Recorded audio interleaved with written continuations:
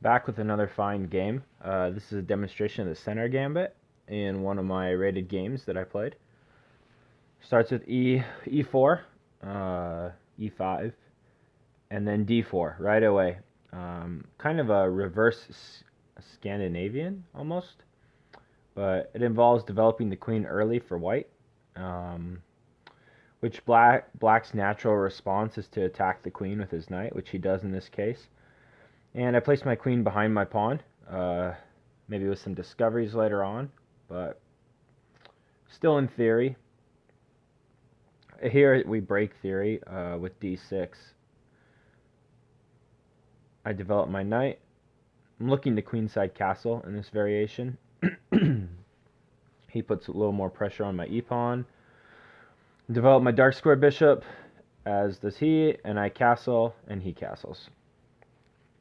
So the next move I make is I bring my light squared bishop to c4. Just looking to get all my pieces developed and useful for later on. He threatens my queen, and here I make probably a blunder by moving to g3. After he plays c6 to e5 with his knight, it really puts me in a bad position, at least as far as the computer says. But he elects to try and trade bishops, which I'm not really in the mood to do so. I think it's a strong piece right now. So instead, I just threaten his bishop, which he retreats, and I advance my pawn. It is interesting. You might think, why didn't you kick the knight out? And I was thinking long term. I'm going to be attacking this king side pretty heavily. The more progression, the deeper I can get my pawns into his territory, the more space I can gobble up, the better in the long run. So I knew if I just moved his knight, he would just reposition it to the center, or the F file, and I wasn't really sure if I was better or worse with him moving the knight. So yeah, I just worked on pushing the pawn. He threatens my light squared bishop. Again, I do not want to trade, as I think it's a really strong piece. I have the bishop pair nicely pointing towards the king side. He remaneuvers the knight, and I develop my knight as well.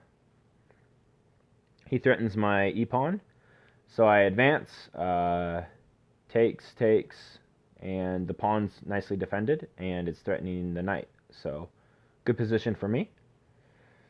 He threatens the queen again, and I move back to guard the bishop if he wants to trade, which he does. So we captures.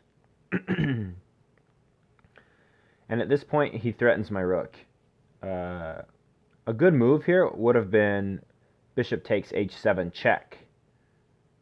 And then wherever the king moves, if he moves to h8 or if he captures, you have queen captures queen, rook captures queen, rook captures rook. You win a rook off the exchange.